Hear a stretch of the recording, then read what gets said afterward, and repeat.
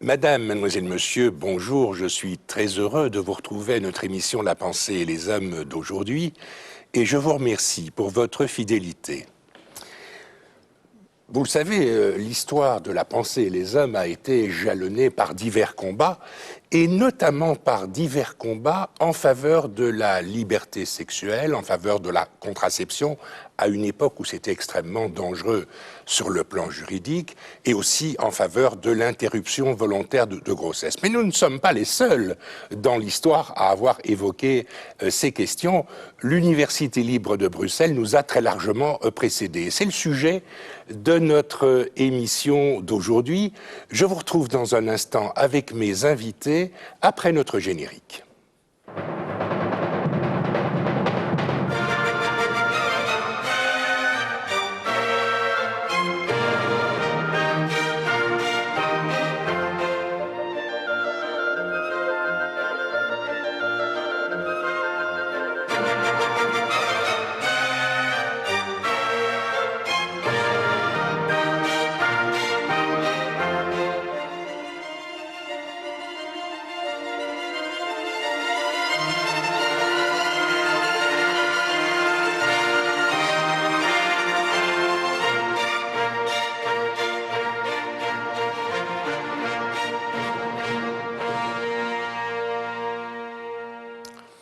Eh bien, mes invités sont d'une part la professeure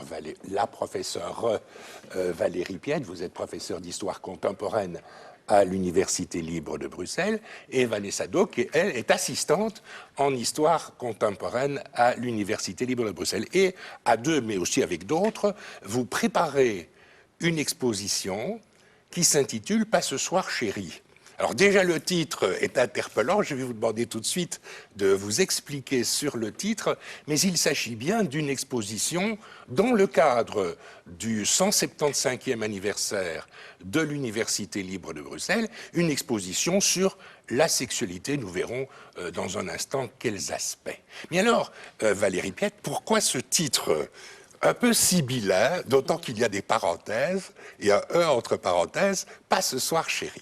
Pas si bien que ça, puisque vous souriez en parlant. Il y a un point d'interrogation aussi à la fin, donc c'est une interrogation, pas ce soir chérie, avec le entre parenthèses. C'est évidemment un titre accrocheur qui tout le monde pense directement à la sexualité ou la non-sexualité d'ailleurs. Ou le refus de la sexualité. Ou le refus ou l'absence. Ce soir-là au moins. Voilà, oui, en soi. Et donc c'est véritablement une manière d'accrocher, mais de pouvoir aussi directement parler de cette histoire de la sexualité, qui est une histoire longue, importante, et montrer évidemment que la sexualité a une histoire, que notre sexualité a une histoire. Alors je le disais d'entrée de jeu, il s'agit d'une exposition organisée parmi toutes les célébrations du 175e anniversaire de l'université, parce que le thème de la liberté sexuelle a été un moteur, j'imagine, dans la vie et dans l'histoire de l'Université libre de Bruxelles. Oui, évidemment, on pense tout de suite au débat et au combat même pour la dépénalisation de l'avortement, la contraception, voire plus récemment les combats autour des questions gays, l'homoparentalité ou les mariages gays. Mais évidemment, ça peut aussi toucher à des questions plus anciennes comme l'eugénisme, comme déjà dans les années 20, la contraception et autres. Et donc, l'université était toujours positionnée d'une manière ou d'une autre d'ailleurs, m'a toujours été très active dans ces combats-là. Et donc, c'est aussi une manière de oser porter ce débat et cette histoire, c'était une exposition scientifique, sur la place publique.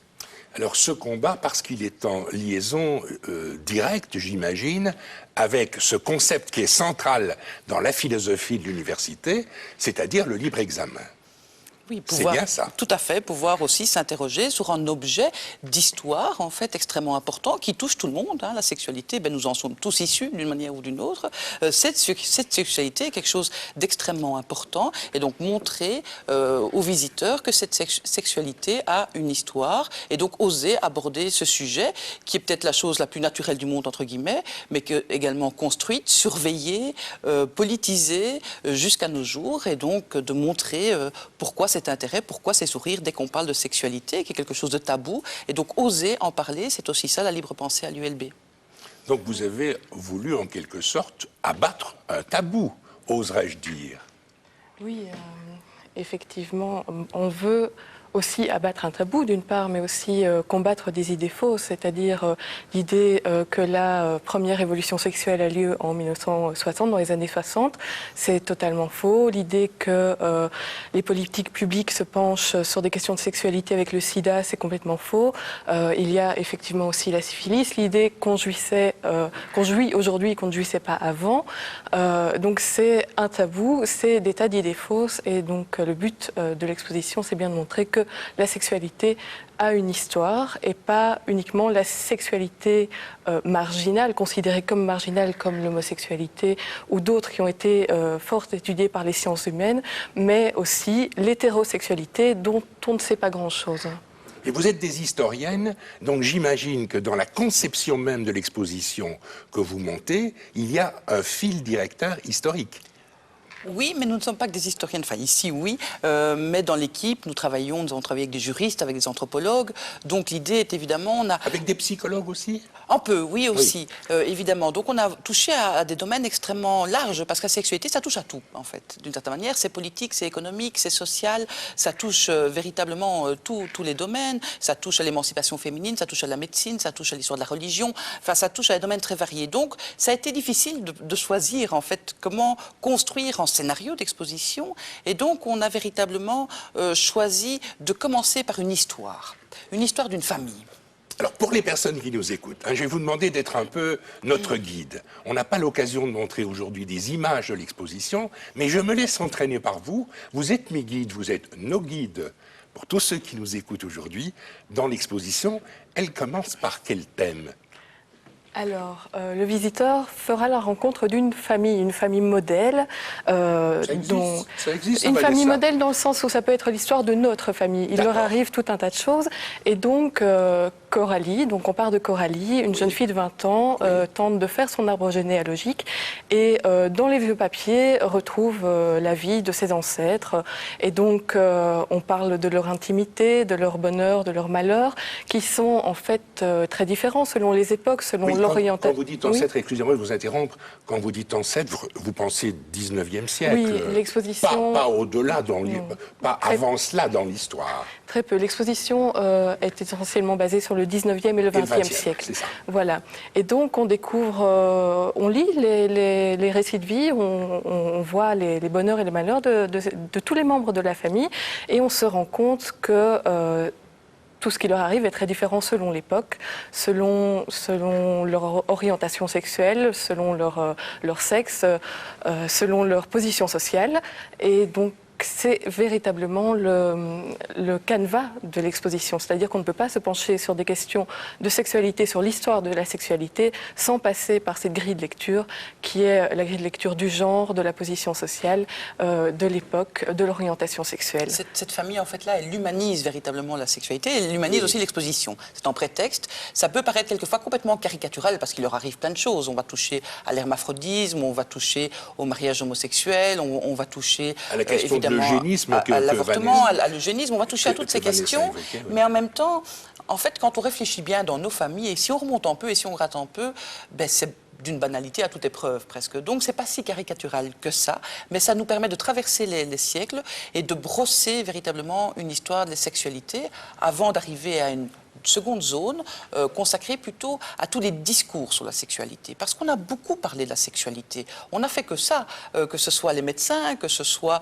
les ecclésiastiques, que ce soit les théologiens, que ce soit par la suite les psychanalystes, les sexologues évidemment, mais tout le monde a parlé de la sexualité abondamment. Et donc on a voulu montrer le discours et cette originalité aussi, et puis on a essayé de décrypter aussi ces discours, à quel point en fait nous sommes dans nos corps, j'ai envie de dire, continuellement soumis à des discours prescriptifs ou proscriptifs sur la sexualité.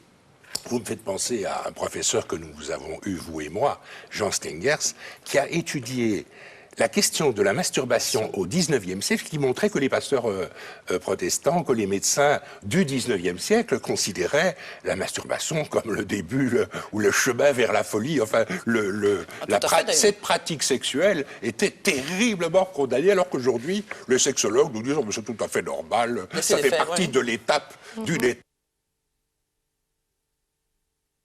Oui, tout à fait. Discours et médical et théologique sur la masturbation, mais Le discours hallucinant. médical, hallucinant. surtout, est terrible.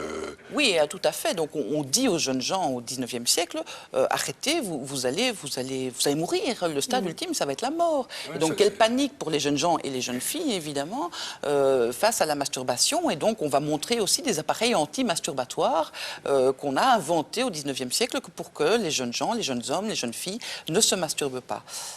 Oui, il y a aussi la ceinture de chasteté, on l'a évoqué lorsque nous avons préparé l'émission. Vous allez montrer des ceintures de chasteté. Oui, masculine dans et féminine. dans Voilà, votre, oui. dans votre Des exposition. pièces remarquables. Alors nous continuons le chemin d'exposition, donc il y a une famille. Quels sont les grands thèmes que vous abordez à travers l'histoire de cette famille? Est-ce que vous privilégiez certaines thématiques sexuelles ou certaines thématiques développées aujourd'hui par les sexologues? Oui, en fait, on va vraiment traiter, j'ai envie de dire presque de tout. C'est Ah, un d'accord. pari fou. C'est C'est un ça. pari un peu fou. On a vraiment été tenté de faire le tour sur 2 un siècles panorama. de l'histoire de la sexualité. se poser des questions. On veut vraiment que le visiteur sorte en se posant des questions sur la sexualité, mais peut-être aussi, d'une certaine manière, sur la sienne. Oui, et sur l'histoire des combats, j'imagine que la sexualité a suscité, notamment dans notre pays. On peut dire d'ailleurs que notre pays est un peu à l'avant-garde de beaucoup d'autres pays, notamment dans la reconnaissance de la conjugalité homosexuelle, la reconnaissance du fait que les homosexuels puissent être père et mère et adopter des enfants. Beaucoup d'autres pays, au-delà du nôtre, sont fort en retard sur ces questions. Oui, la Belgique est fascinante, c'est un laboratoire pour ça. Elle a peut-être été à la traîne pendant longtemps, et puis On a rattrapé le retard. On a rattrapé le retard en très peu de temps, et maintenant on est quasi à la pointe du combat d'une forme de libération sexuelle dans le monde entier. On est connu dans le monde entier pour ça, donc c'est tout à fait fascinant. Mais c'est vrai que ça a aussi été des combats, et on l'oublie. La contraception a été longtemps interdite. Ça ne veut pas dire que les moyens contraceptifs n'existaient pas. Avant la pilule, loin de là, les gens évidemment ont essayé de limiter les naissances des enfants, et donc on va aussi montrer les différents moyens de contraception, parce qu'il n'y a pas eu que la pilule, il n'y a pas eu que la fameuse capote anglaise, le fameux préservatif, même si lui aussi a une histoire. Donc on va tenter de montrer d'anciens préservatifs, de montrer comment tout ça se faisait, que ça existait aussi, et puis on va aussi montrer les combats par rapport à la contraception, que ce soit la vente de la pilule, ça paraît presque banal aujourd'hui, mais ça a été un combat. La dépénalisation de l'avortement, évidemment, un autre combat à laquelle la libre pensée et l'ULB ont été évidemment associés. Alors vous parlez là d'objets, donc j'imagine que dans l'exposition, les personnes qui la visitent pourront voir des objets et aussi peut-être des panneaux explicatifs. Expliquez-nous un petit peu comment ça se présente, Vanessa Daube. Eh bien, nous avons de nombreuses pièces très intéressantes qui nous sont prêtées par le musée de médecine, mais aussi par de nombreux collectionneurs privés. Donc c'est vraiment l'occasion de découvrir ces pièces qui sont autrement assez inaccessibles et là qui sont mises en valeur. Et effectivement, il y a toute une série de panneaux explicatifs qui intègrent ces objets et qui les mettent en lumière, qui apportent l'information, qui revisitent certains objets qu'on connaissait par ailleurs. Je pense notamment au vibromasseur qui à l'origine était médical et qui servait à traiter l'hystérie chez les femmes au 19e siècle et début du 20e siècle, et qui maintenant on le retrouve dans les sex shops, mais aussi dans les catalogues. Les magasins de grande surface. Oui, peut-être pas, mais il est vrai que les rayons des supermarchés offrent de plus en plus de choses qu'ils n'offraient pas avant, mais on a donc ce vibromasseur qui est maintenant aussi vendu dans les catalogues de vente par correspondance, et donc on revisite ces objets également. Et c'est vrai que la représentation de la sexualité a aussi vu en nombre incalculable d'objets touchant à la sexualité, aussi des objets, des superbes objets en ivoire représentant le phallus. Donc certains collectionneurs, notamment neurologues, nous a prêté ces objets qui sont tout à fait fascinants, et donc on va pouvoir enfin montrer ces objets, parce qu'il y a aussi toute la représentation de la sexualité qui fera partie d'une zone spécifique dans l'exposition, que ce soit la chanson, évidemment, le cinéma. La chanson estudiantine en particulier. En particulier, et on en parlera, mais pas qu'elle. Et à quel point, imaginons encore que le Zizi ou Michel Polnareff, L'amour avec toi, ont été des chansons, à certains moments de la journée, censurées à la radio. Quand on voit, évidemment, là aussi, le chemin parcouru en une trentaine d'années est assez fabuleux. Mais donc, le cinéma aussi aussi à quel point Brigitte Bardot nue dans un film, d'abord elle n'était pas nue, il y avait un collant rose autour d'elle, mais ça a été au début des années 60 une révolution, parce qu'avant on ne montrait pas, dans tous les films américains, il y a 2 lits, il n'y a pas un lit commun, la chambre conjugale est composée de 2 lits. Là aussi une libération, mais aussi une histoire. Donc le cinéma, le roman évidemment, les romans grivois, les romans érotiques, on parle de la sexualité toujours avec humour ou sans humour, mais on en parle toujours d'une certaine manière. Est-ce que vous posez, au cours de votre exposition, la question de la différence entre l'érotisme et la pornographie? Est-ce que pour vous, c'est une question qui vous a retenu? Oui, il faut dire que précédemment, on avait organisé un colloque justement qui touchait à la pornographie, à ce qu'on considère comme obscène et à quel moment une société trouve quelque chose d'obscène ou pas. C'est ça, c'est ça le critère. Qu'est-ce qui est obscène et qu'est-ce qui le le devient et à quelle époque? Parce qu'il y a des choses que l'on trouve obscènes aujourd'hui qui ne l'étaient pas, et inversement, évidemment. Donc on s'est posé la question. Donc notre exposition n'est pas une exposition sur l'histoire de l'érotisme. On va en parler évidemment. Oui. Ce n'est pas une exposition sur l'histoire de la pornographie, c'est bien une exposition sur l'histoire de la sexualité ou des sexualités, si on préfère. Mais l'érotisme et la pornographie, disons évidemment qu'on ne pourra pas, on a pris le choix de ne pas présenter d'images pornographiques ou de films pornographiques, même si nous avertissons les visiteurs que certaines images ou certaines gravures, même du 19e siècle, pourraient choquer, j'en dire, des âmes sensibles ou des plus jeunes. Et donc on demande évidemment que pour les moins de 16 ans, il y ait une permission qui a été donnée ou que l'adulte présent accompagne le plus jeune pour ne pas choquer, même si aujourd'hui à la télévision, on voit 10 fois pire à des heures tout à fait de grande écoute. Et sur Internet, 100 fois pire, sans doute. N'en parlons pas. Mais on parlera aussi d'Internet. On en parle, en fait. Vous parlez de la sexualité sur Internet ? On parle des craintes, parfois des parents aujourd'hui, de l'accès à une certaine pornographie par les plus jeunes sur Internet, en fait. Donc on parle de l'hypersexualisation qu'il y a dans les médias sur Internet et de l'accès à cette sexualité, à cette représentation de la sexualité. Mais le plus grand danger ne me paraît pas être la pornographie ou un érotisme un peu fort, un peu violent, un peu virulent. Ce serait peut-être, le danger, c'est peut-être le fait que l'on fasse entrer dans des jeux sexuels, notamment des mineurs. On voit qu'on entend, la presse nous témoigne du fait que des mineurs d'âge, des petites filles de 13, 14 ans, sont introduites dans des jeux sexuels qui les dépassent complètement. Et je pense que là, il faut évidemment mettre en garde. La banalisation de la société, mais nous avons le regard historique, c'est évidemment cela. Et on montre bien que, enfin en tout cas je le pense, que justement s'il y a bien un tabou dans notre société encore aujourd'hui, quand on voit les tabous ont été dépassés en 2 siècles, et c'est intéressant de voir à quel moment et quand, mais c'est la sexualité des plus jeunes. La pédophilie, évidemment, et certainement en Belgique avec l'affaire Dutroux, qui a été un réel traumatisme dans notre pays. Il est évident que la pédophilie reste encore un des grands tabous par rapport à la sexualité. C'est peut-être le dernier grand tabou, en fait. Alors, lorsque nous avons préparé l'émission, vous avez évoqué la présence et la participation de la réserve précieuse, de la bibliothèque, la partie de la bibliothèque intitulée « La réserve précieuse de l'université ».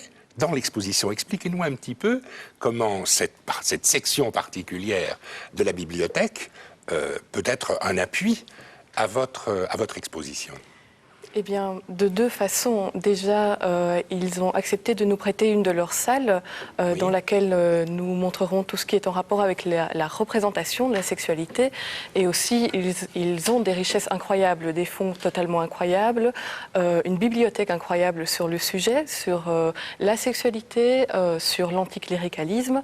Et donc, nous puisons dans ces fonds et donc nous collaborons avec eux pour mettre tout ça en valeur.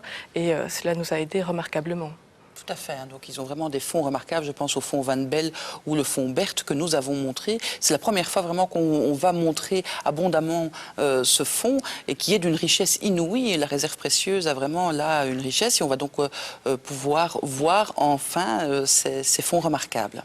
il y a non seulement des livres, des romans, des récits, mais sûr. il y a, j'imagine, aussi pas mal d'images et de représentations Tout à fait. d'activités sexuelles. Tout à fait, des cartes postales, des jeux aussi qui ont été inventés au 19e ou au 20e siècle. La photo aussi a été en support technologique pour diffuser encore plus largement l'image de la sexualité. Donc nous passons en revue ces différents supports technologiques d'une certaine manière au sein de la réserve précieuse, tout près du fameux bureau musée Michel de Gelderode.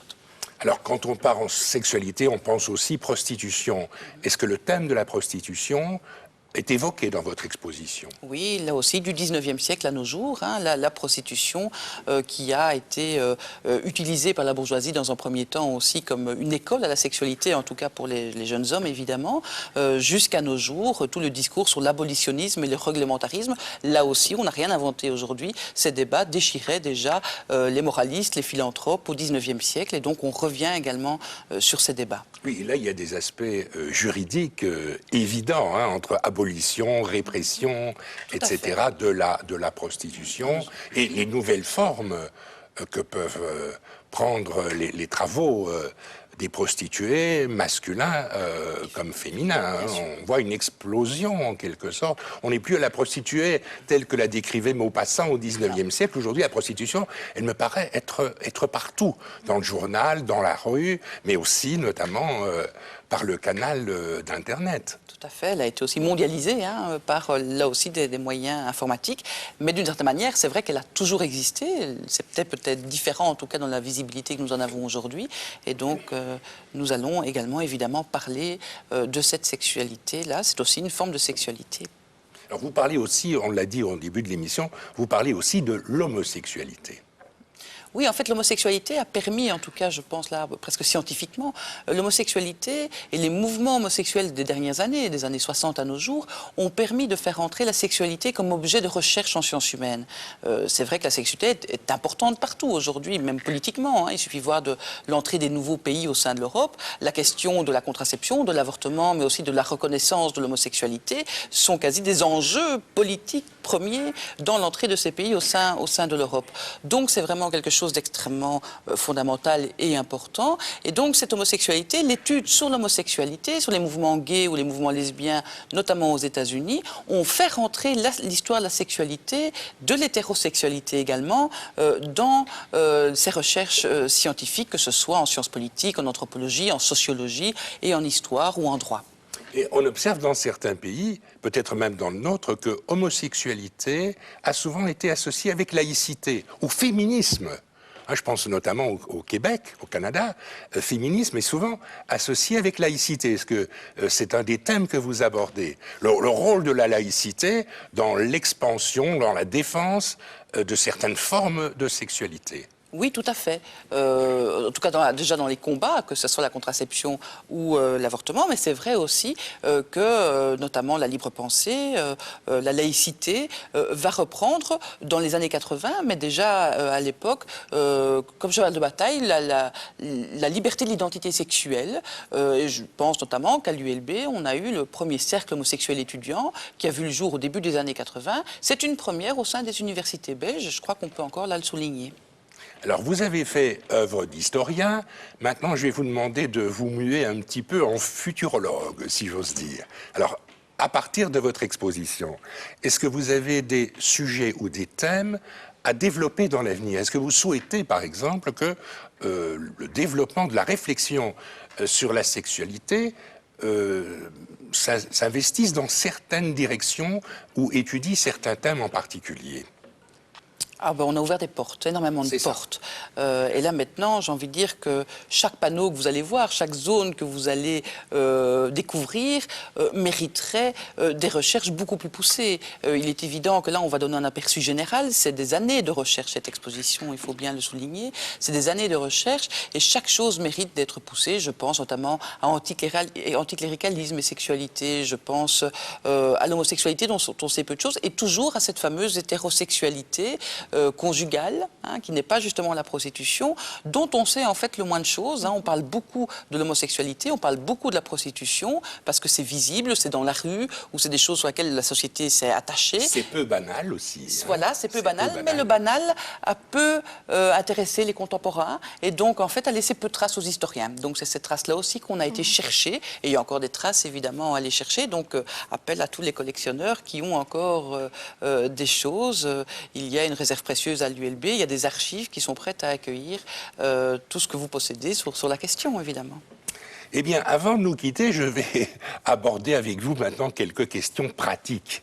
Il s'agit donc d'une exposition qui se tient à l'université. Alors, dans quelles conditions peut-on y accéder? Ça se passe où et quand? Expliquez-nous un petit peu la réalité de l'exposition.